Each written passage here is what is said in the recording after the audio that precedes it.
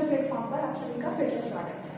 आज का हमारी क्लास है BA first year home science और पेपर है first paper food and nutrition.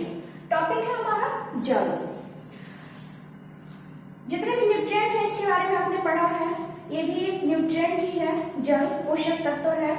क्योंकि इसमें कोई मतलब इसके अंदर कुछ ऐसे एलिमेंट्स नहीं पाए जाते हैं जो हमारी बॉडी के लिए इफेक्टिव हो, लेकिन फिर भी ये पोषक तत्वों के न्यूट्रिएंट के अंतर्गत ही रखा गया है। क्योंकि आपको भी पता है, सभी को पता है कि मनुष्य को जीवित रहने के लिए सबसे पहले ऑक्सीजन की जरूरत होती है, यानी हवा की जरूरत होती है। और सेकंड नंबर पे आता है जल, यानी हमारे पास सब कुछ है लेकिन जल नहीं है तो हमारा जीवन जीना मुश्किल है। मुश्किल क्या, नामुमकिन है। तो इसीलिए जल को न्यूट्रिएंट के अंतर्गत ही रखा गया है, पोषक तत्वों के अंतर्गत ही रखा गया है। क्योंकि हम भोजन के बिना काफी दिन तक जीवित रह सकते हैं, लेकिन ऑक्सीजन के बिना और जल के बिना हम जीवित नहीं रह सकते हैं। तो इस पे अनेक वैज्ञानिकों ने अनेक शोध किए, निरंतर शोध किए कि ये हमारे बॉडी के लिए कैसे इफेक्टिव है। तो बॉडी के लिए क्या हमारे जीवित रहने के लिए ही जल बहुत इंपॉर्टेंट है। तो रनबर्ग नामक वैज्ञानिक ने शोध किया, बहुत सारे अनुसंधान तथा शोध किए। तो उसमें उन्होंने ये निष्कर्ष निकाला कि यदि कोई व्यक्ति है और उसे लंबे समय तक भोजन नहीं मिल रहा है तो उसके बॉडी में जो स्टोरेज है, तो जैसे हम जो भी न्यूट्रिएंट अपने बॉडी में लेते हैं, डेली डाइट जो भी लेते हैं, तो उसमें क्या होता है कि जो हमारे बॉडी के लिए जितनी मात्रा में चाहिए न्यूट्रिएंट वो हमारे बॉडी में यूज हो जाता है, बाकी का स्टोर होके रहता है। तो जितने भी न्यूट्रिएंट हैं वो अलग अलग तरीके से स्टोर होके हमारे बॉडी में रहते हैं, सुरक्षित रहते हैं, संग्रहित रहते हैं। और जब कभी ऐसा कंडीशन आ जाता है, जैसे कभी हम कहीं ट्रैवलिंग कर रहे हैं या फिर फास्ट हैं, व्रत हैं, या फिर कभी ऐसा हो जाता है कि कभी ऐसा कंडीशन आ जाता है कि पूरे दिन हमें भोजन नहीं मिला है, तो ऐसे सिचुएशन में क्या होता है, जो हमारे बॉडी में इकट्ठे सारे न्यूट्रिएंट पहले से ही हैं वो सारे टूट के हमें एनर्जी देते हैं और कुछ समय के लिए हमें एनर्जी देके हमारे बॉडी में जो फंक्शन है उसको करने में सहायता प्रदान करते हैं। तो रनबर्ग नामक वैज्ञानिक ने ये शोध किया कि हमारे बॉडी में ग्लाइकोजन जो कि ऊर्जा के रूप में, कैलोरी के रूप में उपस्थित रहता है, प्रोटीन और फैट, तो ये सारा जब इकट्ठा होकर हमारे बॉडी में स्टोर है, तो ये जब हमें लंबे समय तक भोजन नहीं मिल रहा है तो ये हमारे बॉडी का 56% भी अगर हमारे बॉडी में जो स्टोरेज है उसमें से यूज हो जाता है, तब भी एक व्यक्ति काफी लंबे समय तक जीवित रह सकता है। लेकिन अगर वही जल मात्र हमारे बॉडी से 26% भी यूज हो गया जो संग्रहित है, तो इंसान की मृत्यु हो जाती है। यानी आप देख सकते हैं कितना अंतर है। यानी जो हमारे बॉडी में न्यूट्रिएंट पहले से इकट्ठे हैं उसमें से 56% भी यूज हो जा रहा है, तब भी इंसान काफी लंबे समय तक जीवित रह सकता है। लेकिन बॉडी में 26% अगर जल यूज हो जा रहा है तो इंसान की मृत्यु हो जाती है। और हमारे पूरे शरीर, पूरे बॉडी वेट का 60 से 70% जल का ही बना होता है। यानी हमारा बॉडी वेट जितना है उसके अकॉर्डिंग 60 से 70% भाग हमारे शरीर में जल का बना रहता है। इसके अलावा अस्थियां एवं दांत, उसमें भी 20% जल पाया जाता है। तो अलग अलग पार्ट्स में हमारे शरीर में जल मौजूद है।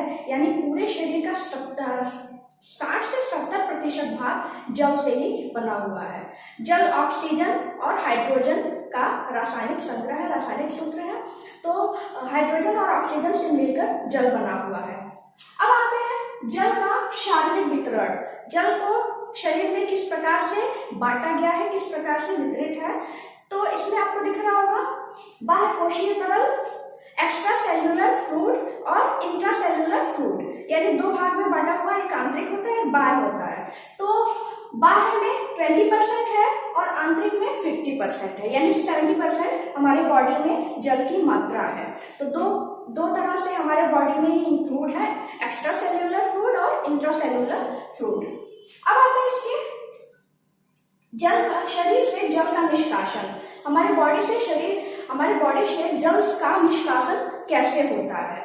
तो चूंकि जल हमारे बॉडी में इकट्ठी तो रह रही है बहुत अधिक मात्रा में, इसके साथ ही निष्कासित भी होता है और ये बॉडी से निकलना बहुत जरूरी होता है। यानी जो भी हम न्यूट्रिएंट अपने डेली डाइट में ले रहे हैं तो सारे न्यूट्रिएंट हमारे बॉडी में अब्सॉर्ब होके नहीं रहता है, बल्कि जो भी डाइजेस्टिव सिस्टम है, जो डाइजेस्टिव पार्ट है, उसमें जाके ये फिल्टर होता है और जो वेस्ट चीजें हैं वो निकल जाती हैं।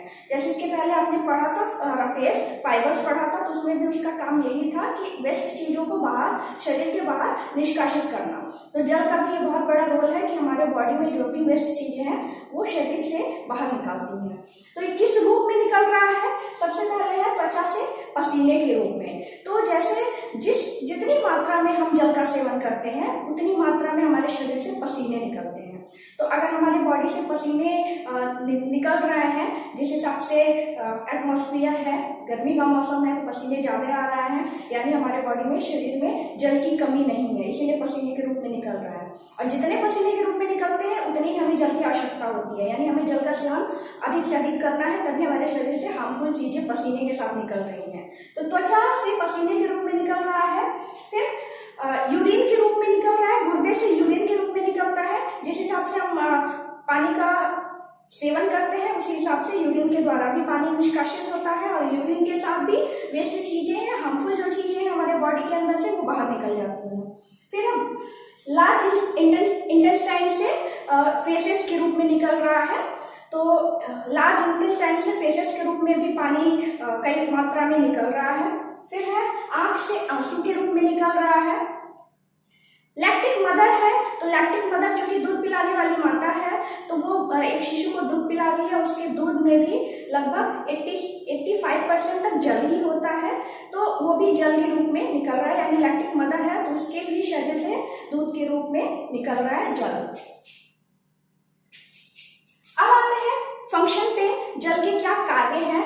तो हर एक न्यूट्रिएंट के अलग अलग कार्य हैं, यानी हम जो भी अपने डाइट में ले रहे हैं, क्योंकि जीने के लिए हमें भोजन की आवश्यकता है और भोजन को अलग अलग रूप में बांटा गया है, किसी में कुछ पाया जाता है, किसी में कुछ पाया जाता है। तो सिर्फ हम भूख शांत करने के लिए उसका सेवन नहीं करते हैं, बल्कि अपने बॉडी को फिट रखने के लिए, रोग से बचाव के लिए उन सारी चीजों का सेवन करते हैं। तो उन सारी चीजों का सेवन करने के बाद वो हमारे बॉडी में जब जाते हैं तो उसके कुछ फंक्शन भी होते हैं, बॉडी के जो फंक्शन होते हैं उसमें हेल्पफुल होते हैं, और इसके बिना बॉडी के जो भी फंक्शन है वो कहीं ना कहीं उसमें बाधा पहुंचेगा। तो जल के हमारे बॉडी में क्या कार्य है, क्या फंक्शन है? घोलक के रूप में, यानी जो भी न्यूट्रिएंट हम अपने बॉडी में अब्सॉर्ब कर रहे हैं वो जब तक घुलेगा नहीं तब तक वो काम नहीं करेगा। सबसे पहले शुरुआत तो हमारे मुंह से ही होता है, मुंह में लार के रूप में जल रहता है और जो भी भोजन हम चबाते हैं तो उसको लार के साथ मिक्स कर देता है, जिससे बहुत आसानी से ग्रास नली के द्वारा हमारे पाचन तंत्र में चला जाता है। तो ये घोलक के रूप में काम कर रहा है। फिर शरीर के तापमान को नियंत्रित रख रहा है। जो हमारे शरीर से फेसेस, यूरिन और पसीने निकल रहे हैं उससे ही हमारे बॉडी का टेम्परेचर मेंटेन होके बना हुआ है। तो जब तक हमारे शरीर से निष्कासित नहीं होगा, वेस्ट चीजें निकलेंगी नहीं, तब तक हमारे शरीर का टेम्परेचर सही नहीं बना रहेगा। यानी अगर कोई व्यक्ति ऐसा है जिसका उत्सर्जन क्रिया सही नहीं हो रहा है, सही समय पर नहीं हो रहा है, यानी कहीं ना कहीं उसके शरीर में पानी की कमी है, इसके अलावा और भी न्यूट्रिएंट की कमी है, इसीलिए उत्सर्जन क्रियाएं सही प्रकार से नहीं हो रही हैं। तो अगर हमारे शरीर में गर्मी में पसीने नहीं आ रहा है, समय पे यूरिन नहीं हो रहा है, समय पे फेसेस नहीं हो रहा है, तो कहीं ना कहीं हमारे शरीर में जल की कमी है, इसीलिए वो सारी चीजें सही समय पर नहीं आ रही हैं। फिर कोमल अंगों की सुरक्षा प्रदान करना। बॉडी के अंदर जो भी कोमल तंतुएं हैं, जो भी सीरम है, उनको ये प्रोटेक्ट करके रख रहा है, क्योंकि हमारे बॉडी के अंदर बहुत, जैसे बताया गया है, 60 से 70% जल ही रहता है। यानी जो भी कोमल तंतु हैं उनमें ये प्रोटेक्टिव लेयर के रूप में जुड़ा हुआ है। फिर है पाचन में सहायक। डाइजेस्टिव सिस्टम में बहुत हेल्पफुल होता है, क्योंकि जो भी हम भोजन ग्रहण करते हैं वो जाके घुल जाता है, यानी मुंह से ही घुलना शुरू हो रहा है और इंटरनल पार्ट्स में भी वो घोलक के रूप में काम कर रहा है। तो जब तक घुलेगा नहीं तब तक डाइजेस्टिव सिस्टम अच्छे से काम नहीं करेंगे। तो कहीं ना कहीं उसको डाइजेस्ट करने में, जो भी हम न्यूट्रिएंट ले रहे हैं, जो भी भोज्य पदार्थ हम ग्रहण कर रहे हैं उसको गोलक के रूप में काम कर रहा है, घोल रहा है, जिससे डाइजेस्ट अच्छे से सही समय पर हो जा रहा है और बॉडी के हर एक पार्ट में वो न्यूट्रिएंट चले जा रहे हैं और जो वेस्ट है उसको निकाल दे रहा है। फिर है निष्कासन में सहायक। वही चीजें हैं कि जो भी निष्कासित हो रही है हमारे बॉडी से, अब निष्कासन होना बहुत जरूरी है, क्योंकि हम सारे न्यूट्रिएंट लेते जा रहे हैं कि हम अपने बॉडी को हेल्दी रखने के लिए सही समय पे सही मात्रा में न्यूट्रिएंट ले रहे हैं, भोज्य पदार्थों को ले रहे हैं, सही मात्रा में ले रहे हैं, लेकिन निष्कासित नहीं हो रहा है, मतलब वो बाहर नहीं निकल रहा है, तो कहीं ना कहीं हमारे बॉडी में उसका बैड इफेक्ट देखने को मिलेगा और कहीं ना कहीं कमी है तभी वो निष्कासित नहीं हो रही है। तो ये जल निष्कासन में बहुत हेल्पफुल होता है। फिर है निर्माणात्मक कार्य, यानी निर्माण का काम भी जल कर रहा है, क्योंकि हमारे बॉडी वेट के अकॉर्डिंग जल की मात्रा बहुत अधिक है, तो निर्माण का काम भी जल के द्वारा ही हो रहा है। फिर है पोषक तत्वों के हस्तांतरण में, जो भी न्यूट्रिएंट हम ले रहे हैं वो बॉडी के हर पार्ट में पहुंचाने का काम कर रहा है जल। तो न्यूट्रिएंट, वही चीज इसके पहले मैंने बताया कि न्यूट्रिएंट हम ले रहे हैं, भोज्य पदार्थ ले रहे हैं, लेकिन अगर हम जल का सेवन नहीं कर रहे हैं तो वो न्यूट्रिएंट किसी काम का नहीं है। इनफैक्ट जब भी आप कुछ भी अपने डाइट में लेते हैं तो कुछ भी ले रहे हैं तो उसके साथ जल जरूर होता है, यानी आप फल ले रहे हैं तो फल में भी जल है, आप सब्जियां ले रहे हैं उसमें भी जल है, आप अनाज ले रहे हैं उसमें भी थोड़ी मात्रा में जल है। अगर जल नहीं है तो अनाज जल के द्वारा ही पकाया जा रहा है, यानी जल के बिना कोई न्यूट्रिएंट अपना काम नहीं करेगा और उसकी जो पौष्टिकता है वो हमारे बॉडी में एब्जॉर्ब नहीं होगा, बॉडी के हर पार्ट में नहीं पहुंचेगा। तो जल सारे न्यूट्रिएंट को बॉडी के हर एक पार्ट तक पहुंचाने में हेल्पफुल होते हैं। अब आते हैं जल की कमी के प्रभाव। अगर बॉडी में जल की कमी हो जाएगी तो क्या प्रभाव पड़ेगा, क्या इफेक्ट देखने को मिलेगा। तो शरीर में अगर जल की कमी हो जाएगी तो इंसान की मृत्यु हो जाएगी, तो सबसे बड़ा प्रभाव देखने को मिलेगा। लेकिन इसके अलावा अगर कमी हो जा रही है, मतलब निरंतर कमी हो जा रही है, लंबे समय तक कमी है, मतलब किसी इंसान को जल मिल ही नहीं रहा है, तो वो तो मर ही जाएगा। लेकिन अगर कमी है, जितनी मात्रा में चाहिए उसकी बॉडी वेट के अकॉर्डिंग, उसकी एज, उसकी जो जलवायु है उसके अकॉर्डिंग अगर मात्रा कम हो गई, शरीर में पानी की मात्रा कम हो गई, तो क्या इफेक्ट देखने को मिलेंगे। इसमें है वजन कम होना, सबसे पहले तो वजन कम होगा। फिर है निष्कासन क्रिया पर प्रभाव, बॉडी में जो वेस्ट चीजें हैं वो निष्कासित नहीं होंगी। फिर है स्वभाव अशांत तथा चिड़चिड़ा होना, जब हमारे शरीर में कमी रहेगी तो स्वभाव पे भी असर देखने को मिलेंगे, स्वभाव अशांत होगा, मन चिड़चिड़ा होगा, तो ये सारी कमियां रहेंगी, क्योंकि निष्कासन बहुत जरूरी है। हम अच्छे से न्यूट्रिएंट लेते जा रहे हैं और बाहर नहीं निकल रहा है, तभी कहीं ना कहीं हमारे शरीर में कमी रहेगी और मन अशांत रहेगा, चिड़चिड़ापन रहेगा, तो ये कमी के प्रभाव हो गए। अब आते हैं जल की दैनिक आवश्यकता, रिक्वायरमेंट क्या है हमारी डेली डाइट में जल की। तो एक व्यक्ति को, अगर एक व्यक्ति स्वस्थ व्यक्ति है, प्रौढ़ व्यक्ति है, तो कम से कम उसे एक दिन में 7 से 8 गिलास पानी लेना चाहिए, कम से कम।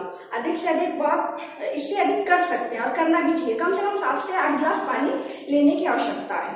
इसके अलावा जो रिक्वायरमेंट है, डेली रिक्वायरमेंट है, तो इसमें इफेक्ट डाल रहा है कि व्यक्ति की क्रियाशीलता क्या है, वो किस प्रकार का क्रियाशील व्यक्ति है।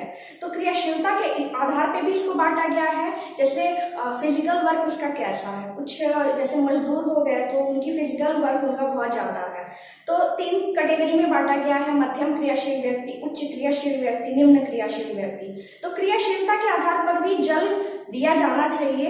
इसके अलावा व्यक्ति किस जलवायु से है, मतलब वहाँ की जलवायु कैसी है, ठंडे प्रदेश से है या गर्म प्रदेश से है। गर्म प्रदेश का व्यक्ति रहेगा तो वहाँ पे एनर्जी बहुत ज्यादा वेस्ट होता है, तो जब एनर्जी वेस्ट हो रहा है तो उसको मेंटेन रखने के लिए, चूंकि पसीने से भी एनर्जी बाहर निकल रहा है, तो उसको मेंटेन रखने के लिए जल की मात्रा को बढ़ानी पड़ेगी। तो ये भी इफेक्ट डाल रहा है कि हमारा एटमॉस्फेयर कैसा है, उसके अकॉर्डिंग हमारा जल निर्धारित है। इसके अलावा किसी प्रकार का डिजीज हो गया, किसी को किसी प्रकार की बीमारी हो गई, उसके अकॉर्डिंग भी उसका जल रिक्वायरमेंट करता है। तो अगर जैसे दस्त हो गया, लगातार उल्टी हो रही है, उल्टी दस्त निरंतर बना हुआ है, तो इससे शरीर से बहुत ज्यादा पानी निकल जाता है, तो पानी निकलने से शरीर बहुत ज्यादा दुर्बल हो जाता है। तो डिजीज के अकॉर्डिंग भी हमारे शरीर में पानी की मात्रा डिमांड करती है। इसके अलावा भोजन की क्या प्रकृति है, जैसे जो भी हम फूड ले रहे हैं डेली डाइट में, तो वो अलग अलग तरीके से इसको प्रिपेयर किया जाता जाता है। तो अगर बहुत ज्यादा तले भुने मिर्च मसाले युक्त भोजन का हम सेवन करते हैं तो इससे क्या होता है, बहुत ज्यादा प्यास लगती है। मतलब नॉर्मली हम जो डेली अपना भोजन ले रहे हैं उसके अकॉर्डिंग तले भुने मिर्च मसाले युक्त भोजन से प्यास बहुत अधिक लगती है। इसके अलावा अगर हम प्रोटीन युक्त भोजन का सेवन कर रहे हैं तो जैसे प्रोटीन वाले भोज्य पदार्थ का सेवन कर रहे हैं, जैसे चना हो गया, अंडे हो गए, मांस मछली हो गए, तो नॉन वेज या हो गया या वेज, मतलब किसी भी स्रोत से अगर हम प्रोटीन का सेवन कर रहे हैं तो प्रोटीन के सेवन से भी प्यास बहुत ज्यादा लगती है। तो ये भी इफेक्ट डाल रहा है कि हमारी भोजन की प्रकृति कैसी है। तो नॉर्मली 7 से 8 गिलास प्रतिदिन जल लेना चाहिए और इसकी अगर कमी हो जाएगी तो इसके प्रभाव देखने को मिलेंगे। और अगर अधिकता हो जा रही है बॉडी में, इसकी अगर अधिकता हो जा रही है तो इसके भी प्रभाव देखने को मिलेंगे। जैसे सबसे पहले तो बॉडी में स्वेलिंग हो जाएगा। इसके अलावा यकृत संबंधी कोई बीमारी उत्पन्न हो सकती है। तो अधिकता हो जाएगी तभी इसके बैड इफेक्ट देखने को मिल रहा है, कमी हो जाएगी तभी। तो प्रतिदिन हमें 7 से 8 गिलास जल लेना चाहिए। इसके अलावा जो हम जिस जलवायु में रह रहे हैं, जो हमारी कार्य क्षमता है, उसके अकॉर्डिंग हम जल का निर्धारण करेंगे। ये था हमारा जल। अब मिलते हैं अगले टॉपिक पर। Thank you.